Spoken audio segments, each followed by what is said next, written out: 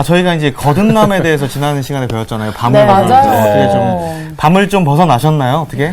네? 자기 욕망을 좀 감추고 네. 예, 좀 영으로 거듭나고 싶어서 영의 노래를 좀 많이 들었어요. 그렇죠. 감추는 게 중요하죠. 네. 갑자기 생각나는데 두 분이 네네. 영의 노래 어때요? 영의 노래에 관련된 거듭남에 관련된 그 찬양을 한번 불러보시면 제가 또 연희애 씨 팬이기 때문에 와우, 또 팬클럽. 딱 생각이 나는 게 연희애 씨 첫 번째 앨범 중에 15번에 십자가라는 곡이 있어요. 그 곡이 굉장히 감동이 많이 되는데 후렴 부분 그럼 한번 불러주실래요? 저도 옆에서 같이 불러볼까요? 조심스럽게 따라 부르겠습니다. 하나, 둘, 셋, 넷.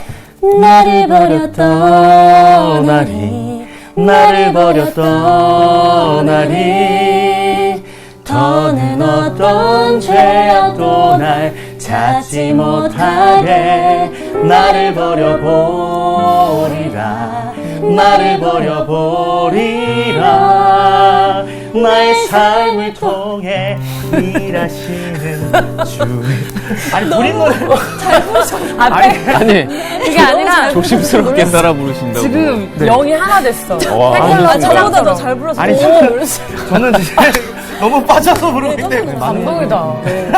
맞아요. 많은 분들이 그래도 가사에 집중하시면 정말 나의 삶 마지막 가사 네. 나의 삶을 통해 일하시는 주의 얼굴. 거기 부분 다시 해볼게요. 나의 삶을 통해 일하시는 주의 얼굴을 이 영광을 노래, 와. 원구님의 노래 아니에요? 대박이야. 원구 오빠 노래인 것 같아요. 저희끼리 후렴을 못 넘겨. 안녕하세요. 반갑습니다. 안녕하세요. 수업 준비 안 하고 노래 부르고 놀아서. 아닙니다. 노는 게 아니라 또 하나님의 또 그 찬양 가사를 또 묵상하면서 저희가 웬일로? 거듭남에 대해서 저희가 생각을 해봤는데 네. 거듭나기 위해서는 굳은 살을 제거하고 새 살을 하나님의 영을 덮어야 되잖아요. 네. 그렇기 위해서 우리가 죽어야 되는데 그 십자가라는 찬양에 나를 버려서 떠나라는 그런 가사가 있거든요. 맞습니다. 그래서 네. 난 노래하고 놀고 있는 줄 아니 그러니까 웃으셔서 그래요. 안 웃으셨으면은 딱 진지하게 하고 있는 줄 알았는데 너무 잘 부르셔서요. 좀 놀래가지고요, 제가. 잘 부르는데 웃는다니요. 네. 오케이. 거듭남에 대한 이야기를 서로 나누고 네. 하늘로부터 나다, 다시 나다. 거듭남이죠. 오늘 보는 대목도 굉장히 중요한데 요한복음에서 많은 사람들이 암송할 수 있는 성경 구절이 하나 있습니다. 뭐죠? 손가락 가지고 하던데. 하나님이 세상을 이처럼 사랑하사 독생자를 성장 주셨으니 16절. 이는 그죠? 네. 독생자를 주셨어요. 요한복음 3장 16절이 나오는 대목을 우리가 공부하게 될 텐데 와. 하나님이 세상을 이처럼 사랑하신다는 말이 뭘까? 이 얘기를 오늘 나누게 됩니다.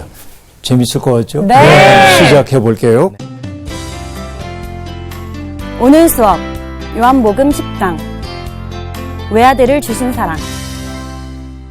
오늘 우리가 공부할 내용은 요한복음 3장 네. 11절부터 21절까지입니다. 네. 네, 읽어주시죠. 네.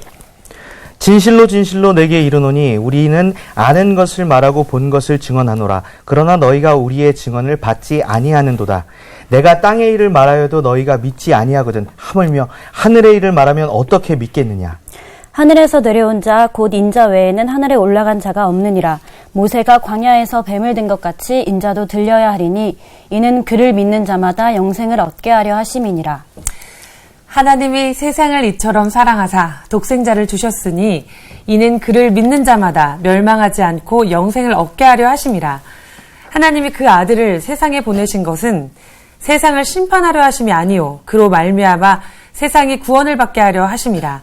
그를 믿는 자는 심판을 받지 않은 것이 아니요 믿지 아니하는 자는 하나님의 독생자의 이름을 믿지 아니하므로 벌써 심판을 받은 것이니라. 그 정죄는 이것이니 곧 빛이 세상에 왔으되 사람들이 자기 행위가 악함으로 빛보다 어둠을 더 사랑한 것이니라. 악을 행하는 자마다 빛을 미워하여 빛으로 오지 아니하나니 이는 그 행위가 드러날까 하며 진리를 따르는 자는 빛으로 오나니 이는 그 행위가 하나님 안에서 행한 것임을 나타내려 함이라 하시니라. 네. 오늘 우리가 11절부터 보게 되는데요. 진실로가 또 나왔어요. 뭐예요, 이게? 아멘. 세 번이나 지금 반복되어 나오거든요. 진실로 내게 이르노니, 여기서 너라고 하는 건 니고데모죠. 여전히 니고데모를 향해 말씀하고 있습니다. 우리는 아는 것을 말하고 본 것을 증언하노라 라고 말합니다. 세상에는 이 말은 어떤 의미냐면 알지 못하는 것을 말하고 보지 않는 것을 증거하는 사람도 있다는 말입니다. 그렇죠. 그러니까 여러분, 이런 사람 하면 어떤 게 떠올라요? 알지 못하고 말하고, 그렇죠? 알지 못해. 사기꾼. 보지 못함. 그게 진지하게. 무지하고. 사기꾼이죠. 진짜요? 근데, 아니. 정답이. 이거 맞는 얘기인데, 성경에서 이런 사람을 뭐라고 하냐면, 하나님이 이제 이렇게 얘기합니다. 내가 보내지 않았는데 보냄을 받았다고 말하는 사람들이 있다는 거죠. 네. 그들이 뭐예요? 거짓 선지자. 거짓 선지자. 세상에는 종교인들이 사람들을 미혹하기가 참 쉬워요. 사람들이 알지 못하는 세계를 보고 있다고 믿어주잖아요. 종교인들은. 기도 생활을 하고 또 하나님과 친밀하게 소통을 한다고 믿기 때문에, 그래서 이렇게 종교 권력이 될 수 있는 것 가운데 하나는 성경 해석에 대해서 독점적 권력을 가지고 있는 것처럼 생각할 때, 당신들이 뭘 알아? 성경은 내가 다 해석하는 거지. 이런다든지, 혹은 내가 기도원에 가서 기도하다 보니까, 소나무 뿌리를 붙잡고 기도하다 보니까 뭐가 보였어, 뭐가 들렸어, 이렇게 얘기하면 사람들이 우와, 저분은 영이 맑으시구나, 영적으로 깊구나, 이렇게 얘기하죠. 그러나 저는 늘 얘기합니다. 우리가 이단 종파에 넘어가기 쉬운 까닭이 뭐냐? 그런 신비에 사람들이 사로잡히기 때문이에요. 전에도 얘기한 적이 있을 겁니다. 기도하다 보면 하나님이 우리의 내면 속에 깨달음을 주실 때가 있어요. 하나님이 뭔가를 보여주실 때도 있습니다. 그러나 분별하기가 매우 어려워요. 그래서 정말로 하나님 안에 있는 사람들은 조심스럽습니다. 그런 말을 하는 것이. 그 경험을 한 사람들은 말을 안 합니다. 대부분이. 근데 사람들에게 자기 권력을 확보하고 싶어하는 사람들일수록 보았노라 들었노라 이 얘기를 잘합니다. 근데 그 사람들은 대개 가짜입니다. 이게 진짜와 가짜를 분별할 수 있는 기준이에요. 정말로 본 사람은 말하지 않는다. 정말로 들은 사람은 말하지 않는다. 그렇죠. 다만 어떤 문제들을 해결하기 위해 기도하고 도울 뿐이죠. 그렇죠. 이게 중요한데, 알지 못하고 보지 못한 것을 말하는 것을 아까 원구 씨가 얘기를 했는데, 거짓 선지자. 성경에서는 그렇게 말하죠. 거짓에 대조되는 것이 참이니까 주님이 참 선지자임을 나타내기 위한 말이기도 합니다. 우리는 아는 것을 말하고 본 것을 증언하노라. 그러나 문제는 너희가 우리의 증언을 받지 아니하는도다 라고 말하고 있습니다. 여러분, 증언을 받지 않는 까닭이 뭐냐면, 전에 얘기한 대로 자기의 삶의 토대가 흔들릴까 봐 그러는 것입니다. 근데 참으로 아는 분, 참으로 보는 분은 어떤 분이냐면, 고백과 삶이 일치를 이루는 건데, 조금 어려운 말로 해볼게요. 고백과 삶의 해석학적 일치. 자, 굉장히 어려운 말인데 간단하게 한번 얘기를 해보십시다. 고백이 참된 것으로 입증되기 위해서는 삶으로 번역되어야만 합니다. 내가 예수님을 정말 사랑해요, 하나님 사랑해요 라고 한다면 말이 중요한 게 아니라 그 사랑이 삶으로 나타나야 하죠. 근데 이렇게 살다 보면, 그 삶을 살다 보면 내 고백이 어떤 의미인지 더 또렷하게 나타나. 삶은 고백을 심화시켜주고 고백은 삶을 이끌어내요. 이것을 해석학적 순환, 그렇게 말합니다. 서로를 해석해줘요, 이게. 그러니까 이게 끊어져 있다든지 이게 끊어져 있으면 안 돼. 그러니까 이게 이렇게 돌아야 되는 거예요, 이렇게. 그렇죠?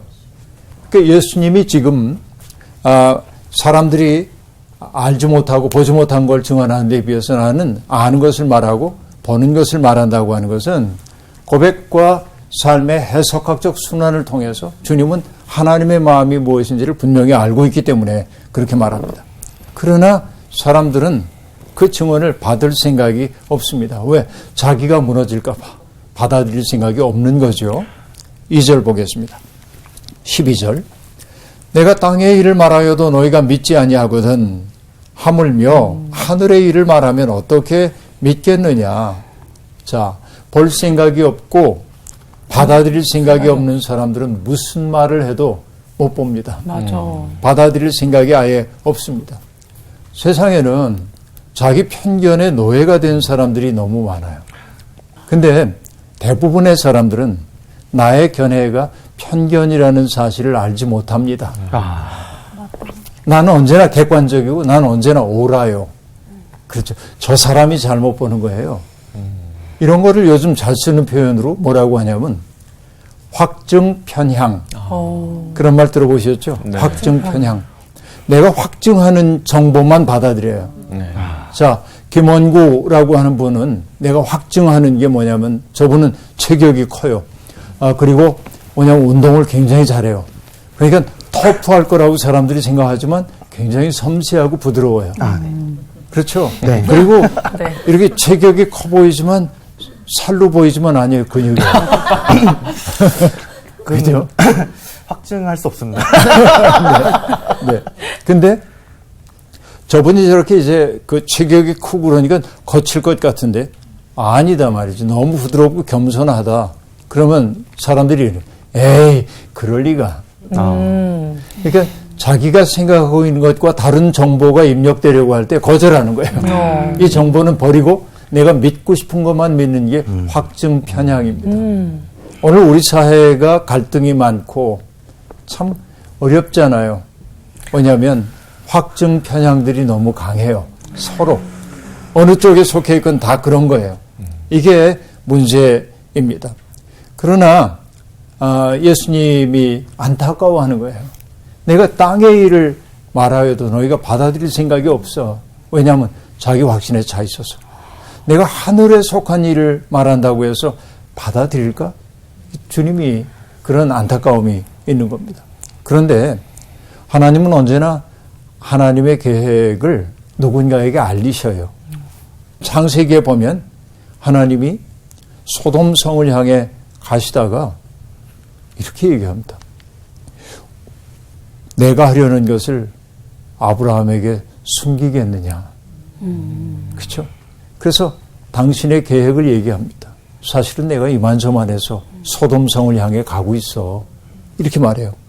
또 아모스서 3장 7절을 보면 주 여호와께서는 자기의 비밀을 자기 종 선지자들에게 보이지 아니하시고는 결코 행하심이 없으시리라. 하나님은 언제나 말씀하셔요. 다만 사람들이 받아들일 생각이 없어요. 그 현실을 주님은 너무나 잘 알고 계신 거예요. 그게 12절이었습니다. 근데 13절에 얘기합니다. 하늘에서 내려온 자, 곧 인자 외에는 하늘에 올라간 자가 없느니라. 여러분, 하늘에서 내려오셨대요. 그러면 사람들은 뭐라고 생각하냐면, 예수님은 하나님의 아들이시니까 하늘에서 내려오셨지. 하늘 그러면 저 위라고 생각하고 네. 내려오셔서 이 개념이 늘 있잖아요. 네. 위아래. 맞아요. 여러분께 여쭙습니다. 지구예요. 지금 연이엘이 여기에 이렇게 서 있어요. 연이엘입니다. 자, 하늘에 머리를 두고 있잖아요. 여기 유주 씨는 여기에 있어요, 지금. 이렇게. 유주 씨는 어디예요, 지금 머리가? 아래. 하늘이죠. 하늘. 처럼 보이지만 하늘이잖아요. 어. 그렇잖아요. 맞습니다. 머리를 하늘에 두고 있죠. 네. 위아래가 없잖아요. 네. 없어요. 그래요, 안 그래요? 여기 다 서 있는데 위아래 없어. 우와. 그러니까 사람들은 자꾸만 위 하면은 하늘이라고 하면 저 위만을 생각한단 말이죠. 여러분 도마복음서라는 데 이런 말이 나옵니다. 하나님이 하늘 계시다고 자꾸 얘기하는데 정말 저 푸른 창공을 얘기한다면 새들이 우리보다 하나님께 가까웠거든요. 그러네요. 그래요, 안 그래요? 그러니까 하늘에서 내려왔다라고 하는 것은 공간적 이동을 말하는 것이 아니고, 그렇죠? 하늘에서 오셨다고 하는 것은 하나님의 뜻 가운데서 오셨다라고 하는 뜻이겠죠. 하나님의 보내심을 받은 존재라고 하는 의미일 거란 말이에요. 예수님의 정체성을 얘기해 주고 있습니다. 근데 하늘에서 내려온 자라고 하는 것은 하나님의 뜻을 수행하기 위해 오신 분입니다. 저 높은 공간 어디서 왔다는 얘기가 아니고 목성 근처에서 사시다 오셨다는 얘기가 아니고 무슨 얘기인지 알겠죠, 이게? 그러니까 그분이 스스로를 뭐라고 하냐면 인자라고 말하고 있는데 이것은 다니엘서 7장에 나오는 인자 개념을 떠올려요. 거긴 뭐라고 하냐면 다니엘이 밤중에 환상을 봅니다. 인자 같은 분이 내려오심을 봐요. 근데 그분이 어떻게 오냐면 하늘 구름을 타고 오십니다. 자, 상징이죠. 여러분 손오공처럼 뭐 근두운을 타고 오셨다 그런 얘기 아니고 그런 줄 알았는데. 네. 구름을 타고 오신다고 얘기했고 옛적부터 항상 계신 이에게 나아가서 그 앞에 인도됩니다. 그러자 하나님께서 그분에게 권세와 영광과 나라를 주셔요. 주기도문의 거의 마지막 대목이 어떻게 되죠? 나라와 권세와 영광이 아버지께 영원히 있습니다. 이건 돌려드리는 거예요. 아버지께서 주셨던 그 영광을 돌려드리는 거죠. 근데 권세와 영광 그리고 나라를 주셨다고 얘기했고 다른 모든 백성과 나라들과 다른 언어를 말하는 모든 자들이 그를 섬기게 하셨다. 이게 인자예요. 그러니까 요한복음은 예수님을 바로 그런 인자, 하늘 아버지께서 택하여 세우시고 권세를 주신, 그래서 모든 이름 위에 뛰어난 이름으로 주셔서 그 인자라고 지금 얘기를 하고 있는데, 그러니까 내려온 자만이 하늘로 올리운다라고 말합니다. 자, 내려오는 건 뭐냐면 이루어야 할 소명이 있기 때문이고, 돌아가는 까닭은 뭐냐면 소명을 이루어서 완성했기 때문입니다. 이 얘기이지 뭐 비행기 타고 높이 올라가는 이 얘기가 아닙니다. 지금 온전히 하나님의 뜻을 수행하기 위해 오신 존재이고 또 하나님의 뜻을 완수하신다면 돌아가야 할 존재로 얘기하고 있어요. 그렇죠? 이렇게 말합니다. 모세가 광야에서 뱀을 든 것 같이 인자도 들려야 하리니 이는 그를 믿는 자마다 영생을 얻게 하려 하심이니라 라고 말하고 있는데요. 여러분 모세가 광야에서 뱀 드는 얘기 우리가 압니다만 민수기 21장에 보면 호르산을 떠난 출애굽 공동체가 홍해를 우회해가지고 에돔을 우회해서 먼 길을 가려고 그러니까 백성들이 불평을 터뜨립니다.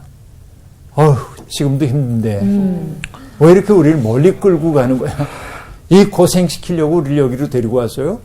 막 불평을 터뜨리는 거예요. 근데 그동안 출애굽 공동체는 많은 경험을 했거든요.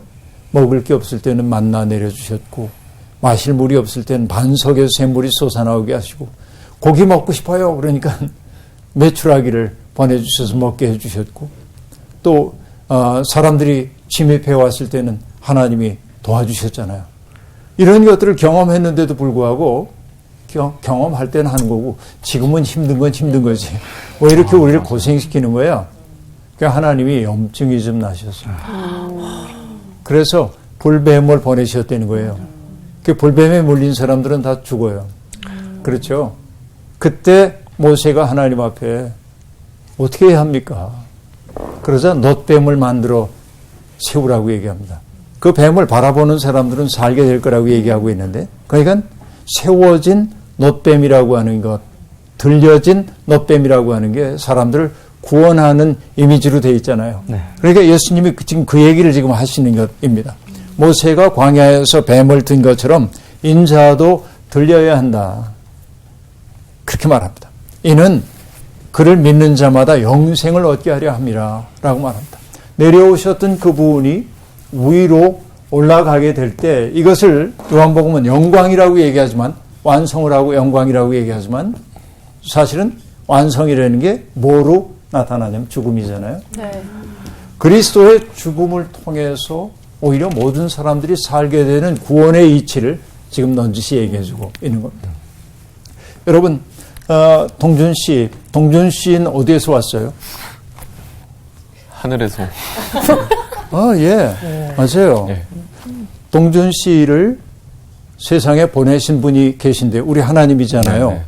하나님이 동준 씨를 보내주신 까닭은 뭔가를 하라고. 그대가 아니면 할 수 없는 일이 있어. 그래서 보내주셨잖아요. 그래서 내가 소중한 까닭은 내가 잘나서가 아니고 소명을 받은 존재이기 때문에 소중해요. 내 삶은 존귀해요. 그러니까 그게 특권인 게 아니라 뭘 해야 되는 거예요? 그래서 살아내야 해요. 그래서 내 삶이 하늘로 다시 올라가야 하는데 그것이 완성이어야 합니다. 내게 맡겨져 있는 삶을 끝까지 살아내야 하는 거죠. 여러분, 이스라엘의 랍비 가운데 몇백 년 전 랍비입니다. 코츠코라고 하는 사람이 있는데 그분이 이런 이야기를 들려줘요. 모든 사람은 하늘로부터 사다리를 타고 이 세상에 내려왔다. 사다리 하면 떠올리는 게 뭐가 있죠? 창세기 28장에 나오는 야곱의 사다리가 떠오르죠.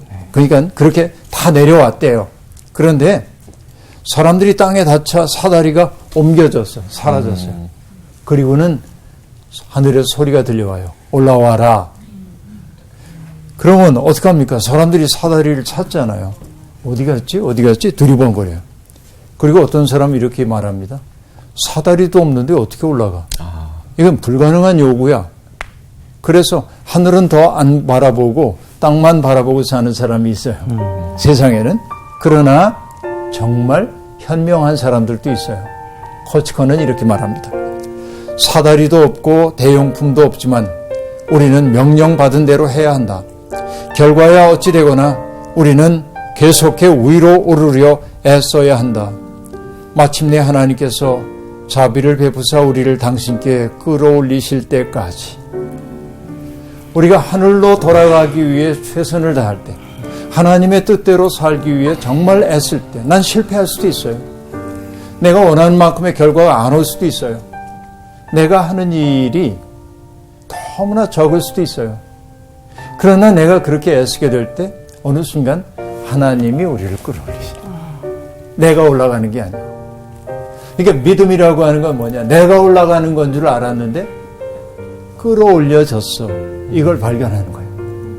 여러분, 콜카타의 수녀였던 테레사 수녀님이 정말 많은 병자들을 돌봐주셨죠.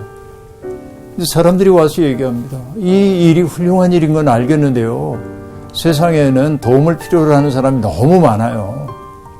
세상에는 너무 고통받는 사람들이 많은데 수녀님 하시는 일은 아주 작잖아요. 그러자 그가 대답합니다. 자매님, 그 말씀이 옳습니다. 우리가 하는 일은 너무 작죠. 우리는 그저 겐지스강에서 물 한 컵 덜어내는 데 지나지 않을지도 몰라요. 그렇지만 우리가 물 한 컵을 덜어내면 겐지스강 물은 그만큼 줄어들었겠죠.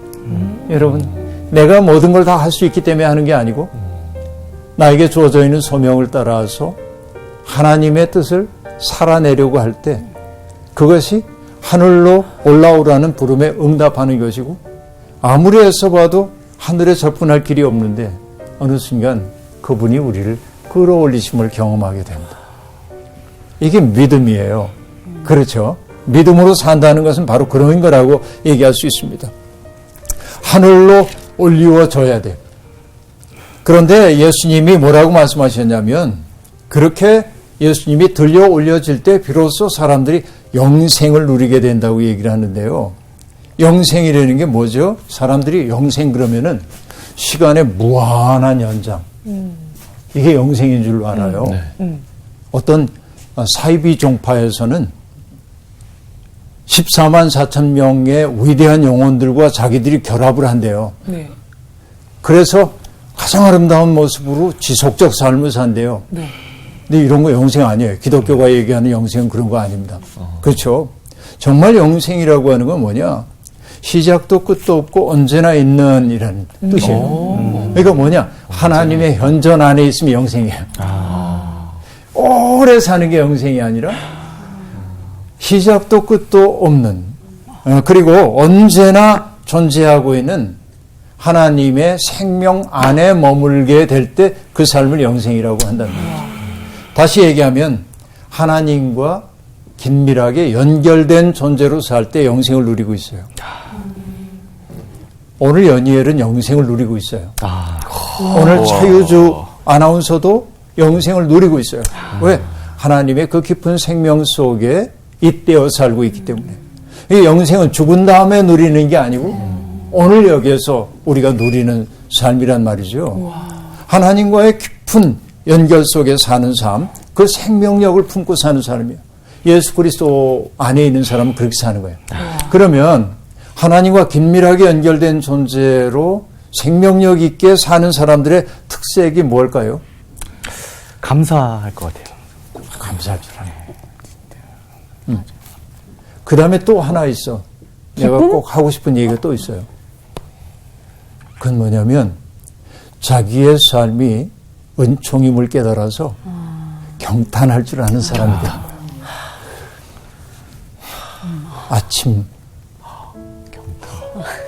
아침이네. 말이 안 나오네. 아침이야. 저녁에 금성이 떠오른 걸 보고 와, 청청한 밤하늘 바라보고 우와. 제가 제일 잘하는 건데. 네, 항상 경탄하는 수시로. 삶을. 네. 너무. 그게 영생을 누리는 삶이에요. 영생을 누리고 있었어. 네. 그러니까 정말 하나님과 잇대어져 있는 사람의 삶은 고마워. 아, 정말 내 인생 고맙다. 내 주변에 있는 분들이 얼마나 귀한지. 그렇죠? 그리고 경탄해요. 이런 사람은 주변에 있는 사람들에게 활기를 불어넣어요. 생기를 불어넣는 사람이에요. 그렇죠? 그 다음에 그 유명한 얘기가 나옵니다. 하나님이 세상을 이처럼 사랑하사. 그렇죠?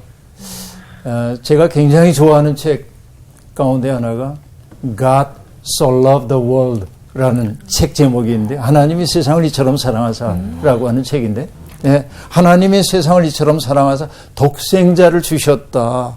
이는 그를 믿는 자마다 멸망하지 않고 영생을 얻게 하려 함이라 라고 말합니다. 이처럼 사랑하신다 하고 얘기할 때 이처럼은 뭐죠? 아들을 보내실 만큼 그만큼 아이들에게 아빠 사랑해? 그럼 사랑해 얼만큼 물으면 이만큼 겨우 그만큼 물으면은 애들이 고민을 하죠. 아빠가 얼만큼 사랑한다고 해줘야 마음에 들어할까? 아이는 자기가 알 수 있는 가장 큰 몸짓을 하면 이만큼 겨우 그만큼 그럼 아이는 고민에 빠져요. 이 인간이 얼만큼이라고 해줘야 행복할까? 그 다음에 나오는 게 하늘만큼 땅만큼. 맞아요. 자기가 알 수 있는 최대이잖아요. 그러니까 하나님이 이 세상을 사랑하시는 그 사랑을 인간의 언어로 표현할 수가 없으니까 뭐라고 하냐면 독생자를 보내주셨다. 그 독생자는 단 하나밖에 없다는 뜻이라기보다는 하나님과 가장 긴밀히 연결되어 있는 분, 그분을 우리에게 보내주셔서. 그러니까 이 독생자라고 하는 말은 홀로 독자, 하나밖에 없다 이렇게 이제 해석을 하면 이게 오해가 있을 수가 있어요. 그 독생자라고 너무나 귀한 존재. 그렇죠? 제 아내는 세상에 35억 명의 여자가 있는데 제 아내는 나의 독아내야. 독처야. 독처다. 독처? 제 안에 독처입니다. 네? 독처. 그죠? 그러니까 뭐냐면 이 사람밖에 없다는 말이 아니라 내게 있어서 이 사람은 가장 소중한 사람 이런 뜻 아니에요? 그러니까 독생자를 보내셨다는 말은 아들이 하나밖에 없다라는 뜻이라기보다는 하나님이 가장 아끼는 존재를 우리에게 선물로 주셨다. 근데 하나님이 누구를 사랑했냐면 당신을 사랑하는 경건한 사람들이 아니라 누구를 사랑한다고 그랬어요? 세상을.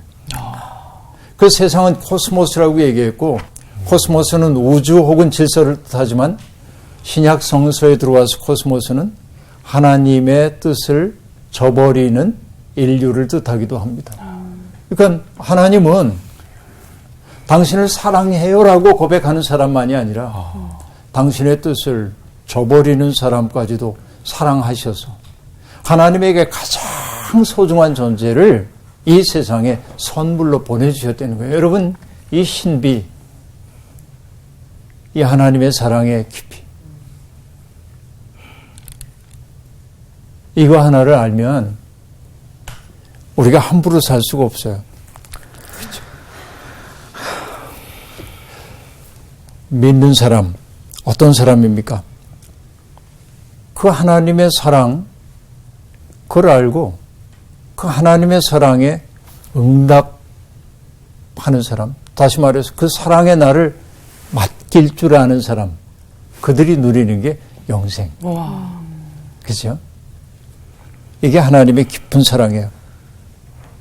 하나님이 그 아들을 세상에 보내신 것은 세상을 심판하려 하심이 아니요 그로 말미암아 세상이 구원을 받게 하려 하심이라 하고 말합니다.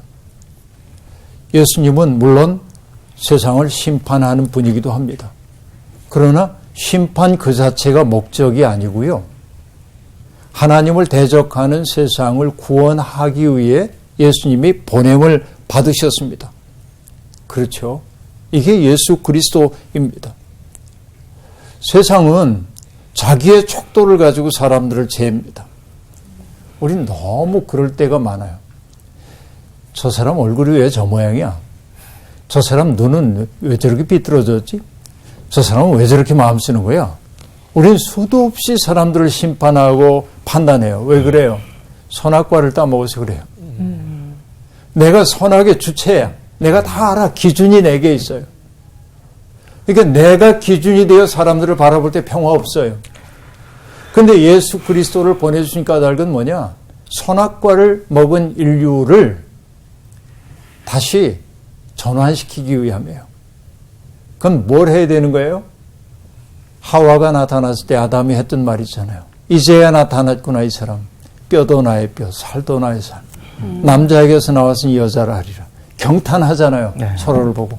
예수 그리스도가 이 세상에 오신 까닭은 선악과를 따먹고 저마다의 기준을 가지고 사람들을 평가하고 심판하고 재단하고 미워하는 이 인류를 뒤집어서 다시금 서로를 사랑의 대상으로 바라보도록 하기 위해서. 그러니까 심판하기 위해 보내신 것이 아니고 구원을 얻게 하려고 보내셨다라고 말합니다. 여기 구원을 뜻하는 소조라고 하는 말은 위험 혹은 파괴로부터 구하다 그런 뜻이 있습니다. 그리고 구원이라는 말 속에는 make whole, 영어로 얘기하면 온전하게 하다. 우리의 마음은 찢겨 있거든요. 갈갈이 찢겨져 있는데 그 마음을 온전하게 하는 거예요. 온전하게 된 그 마음이 뭐냐면 치유된 마음입니다. 그 치유된 삶이 뭐냐면 거룩한 삶입니다.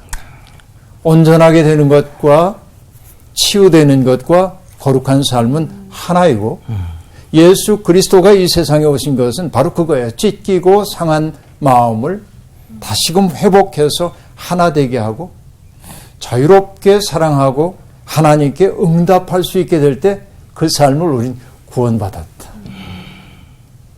그러니까 여러분 구원받았다라고 하는 말, 뭐 구원받았어? 뭐 이렇게 얘기하는데 몇 날 며칠 날 물론 그런 경험을 하는 날이 있어요. 내가 구원받았구나 이걸 확신하는 날이 있어요. 그걸 부정하자는 말이 아니고 정말 구원받았다고 하는 것은 내가 누군가를 함부로 판단하고 재단하고 이러지 않는 사람이 구원받은 사람이에요. 와. 그렇죠? 이게 결국 뭐냐? 주님은 심판하기 위해 오신 것도 아니라 구원하기 위해 오셨는데 그런데 그를 믿는 사람은 심판을 받지 않는다. 믿지 아니한 자는 하나님의 독생자의 이름을 믿지 아니함으로 벌써 심판을 받은 것이니라 라고 말하고 있습니다. 믿지 않는 사람이 이미 심판을 받았다고 하는 것은 아까 얘기한 영생을 누리지 못하는 삶 그 자체가 이미 심판이에요. 감사할 줄 모르고 경탄할 줄 모르고 누군가에게 활기를 불어넣지 못하고 오히려 사람을 우울하게 만들고 이런 삶이 심판을 받은 삶이라는 거예요. 왜 그가 심판을 받았냐면 그의 눈이 하나님을 향하고 있다면 영생을 향하고 있다면 괜찮은데 하나님 아닌 다른 것들에 마음이 가 있기 때문에 이 삶을 심판받은 삶이라고 얘기해요. 와. 요한복음이 무슨 얘기인지 알겠죠? 네. 로마서 1장 28절에서 바울은 얘기합니다. 또한 그들이 마음에 하나님 두기를 싫어하며 하나님께서 그들을 그 상실한 마음대로 내버려 두사 합당하지 못한 일을 하게 하셨으니 라고 말합니다. 잃어버린 마음 그대로 버려 두신 게 심판받음이에요. 그러니까 최후의 심판날은 뭐냐면 이미 세상에 사는 동안 내가 삶을 통하여 드러낸 내 모습을 최종적으로 확증받는 날일 뿐입니다. 그러니까 심판은 마지막 날 일어나는 게 아니고 지금 삶을 통해 일어나고 있는 거예요. 이미. 자, 그 정죄는 이것이니 심판받은 자에게 어떤 죄가 주어지냐면, 벌이 주어지냐면, 빛이 세상에 왔을 때 사람들이 자기 행위가 악함으로 빛보다 어둠을 더 사랑한 것이니라 라고 말합니다. 자기 행위가 악하기 때문에 악한 사람들은 누구를 좋아하냐면 똑같이 악한 사람을 좋아해요. 왜? 자기 죄가 티가 안 나서. 티가 안 났어. 그러니까 죄의 사회성이란 말을 전에 드린 적이 있는데 어떤 거였어요? 내가 잘못을 저지를 때 연이어를 꼭 끌어놓고 싶어 거기에. 왜? 그래야 책임 분담도 되고 죄책이 줄어들기 때문에 그런 거죠. 이런 일 많아요. 세상에는. 자, 그러니까 자기 행위가 악함으로 빛보다 악을 더 사랑한다. 빛을 미워한다. 빛으로 오지 않는다. 라고 말하고 있습니다. 악을 행하는 자가 빛을 미워한다. 이거 요한복음 1장에서 봤던 거예요. 빛이 세상에 왔는데 세상에 받아들여지지 않아요. 어둠이기 때문에 그렇습니다. 그 얘기가 여기 반복되고 있어요. 그러나 21절이 말합니다. 진리를 따르는 자는 빛으로 오나니 이는 그 행위가 하나님 안에서 행한 것임을 나타내려 함이니라 라고 말합니다. 하나님의 뜻을 행할 때 우리의 삶은 빛이 된다는 거예요. 흔들리다가 아차하는 순간 잘못 저질러요. 그런데 여러분, 하나님이 잘못 저지른 우리 이렇게 보고 있다가 이용준 또 잘못 저질러서 체크. 이동주 뿅망치처럼. 네, 안 그러셔요. 뭐라고 하냐면 이동준 또 넘어졌구나. 그게 너지. 하지만 나는 내가 다시 일어날 수 있다고 믿어. 이게 하나님 사랑이거든요. 그렇죠? 하나님은 완벽한 존재를 원하는 게 아니고 넘어져도 일어서서 당신을 지향하는 존재를 원해요. 이게 빛을 바라보는 삶이고요. 진리를 따르는 삶이에요. 그러므로 말씀에 비추어진 우리의 모습이 부끄럽더라도 외면하지 말아야 합니다. 주님 앞에 부끄러운 내 모습을 드러낼 때 주님의 치유가 시작되기 때문에 그렇습니다. 여러분, 영생은 죽음 이후에 오는 것만이 아니라 오늘 우리는 삶임을 잊지 말고 오늘도 누군가에게 활기를 불어넣는 아름다운 삶이 되길 바랍니다. 오늘 수업 마칠게요. 고맙습니다. 감사합니다. 감사합니다. 아, 대박. 오늘 또 한 줄기 빛을 남겨두시고 가셨네요. 네, 오늘도 울고 계시네요. 이렇게 언니가 활기가 있고 그렇게 말씀하셨잖아요. 네. 언니 늘 저도 느끼거든요. 언니가 진짜 지금 저 위로하는 자리예요. 경탄. 그게 아니라. 너무 경탄을 많이 네, 해서. 경탄하는 그런 네. 모습을 보면서 아니, 위로가 많이 너무 맞으면, 눈물이 가득가득. 아니, 최근에 이제, 어제죠, 바로. 이제 기도를 하는데, 제가 1시간 기도 지금 훈련하고 있잖아요. 근데 기도를 하는데 너무 기도할 거리가 많고, 지금 이제 아이가 초등학생이 들어가야 되는데 입학도 못하고 졸업도 못하고 여러 가지 이제 심란한 가운데 기도를 막 하는데, 저의 이제 고민과 이 모든 것들을 올려드리려고 딱 기도의 자리에 앉는 순간 갑자기 밀려오는 감사와 모든 것이 이 자리까지 앉아있는 제 자신이 모든 게 은혜인 거예요. 그래서 결국은 막 휴지 한 통이 다 나갈 때까지 눈물로 기도하고 결국은 제가 정말 원하는 기도 제목을 못한 거예요. 감사해요. 감사밖에 안 나오는 거예요. 근데 오늘 말씀하신 게 감사 탁 얘기하시는데 핑 하면서 와 그렇지. 그럼 마지막 멘트는 저희가 감사와 경탄으로 영생하세요. 이렇게 좋습니다. 네. 감사와 경탄으로 영생하세요. 감사합니다. 이번 주 퀴즈입니다. 창세기 12장에서 하나님이 아브라함을 부르시고 언약을 맺으신 다음 하나님의 명령대로 떠난 아브라함과 그의 가족들이 제일 먼저 도착한 곳은 어디일까요? 1번 시나이 평지, 2번 가나안, 3번 에덴. 정답을 아시는 분은 TBS 성서학당 홈페이지에 정답을 올려주시거나 우편으로 보내주시면 됩니다. 선정되신 분들에게는 대한성서공회에서 발간한 성경 통독을 위한 최고의 자습서 성경 2.0, 세상을 바꾸는 복음 매거진 크리스채너티 투데이 1년 정기 구독권, 성서학당 선생님들의 저서 중 하나를 드립니다.